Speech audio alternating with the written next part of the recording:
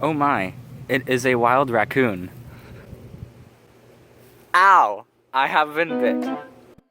Jake has just been bit by a raccoon. Fortunately for him, this raccoon did not have rabies.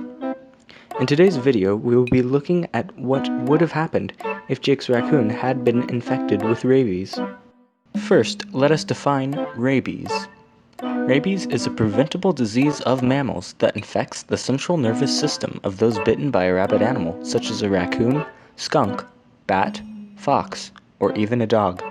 This causes disease in the brain, and eventually it leads to death. All mammals are susceptible to the rabies virus. However, humans cannot transfer the disease to other humans. This leaves only a few mammals that are important reservoirs for the disease, such as the aforementioned mammals.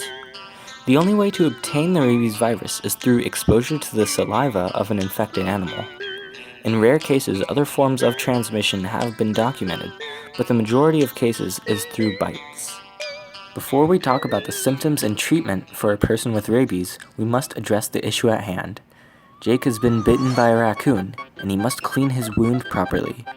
Bite wounds are dangerous even if you don't end up getting rabies, so making sure that the wound is treated is very important.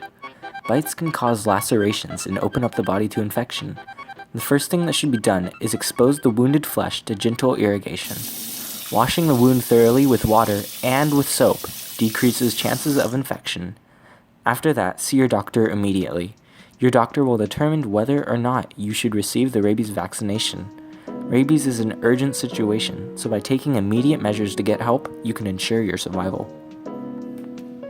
Even though we know that the raccoon did not have rabies, the bite wound is still serious, so Jake should still see his doctor.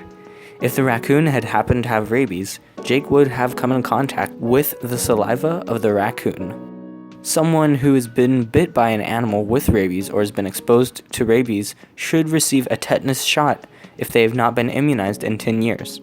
They should then be given human rabies immune globulin and the rabies vaccine. Symptoms of rabies are at first very similar to the flu. This includes discomfort, fever, headache, and weakness. These symptoms may last for several days.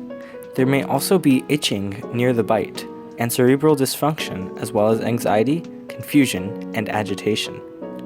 As the disease progresses, hallucinations, abnormal behavior, hypersalivation, difficulty swallowing, hydrophobia, and insomnia may become present. Once clinical signs of rabies appear, the disease is almost always fatal. So, what can you do to prevent yourself and others from getting rabies?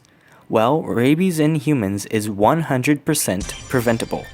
You can vaccinate your pet, spay or neuter your dogs, control your pets by reducing their exposure to wild animals, and report stray or ill animals. Additionally, stay safe when you are outdoors. If you see a wild animal, remember that it is a wild animal. Do not try to pet a raccoon that stumbles out from under a bush. Keep a safe distance and stay safe.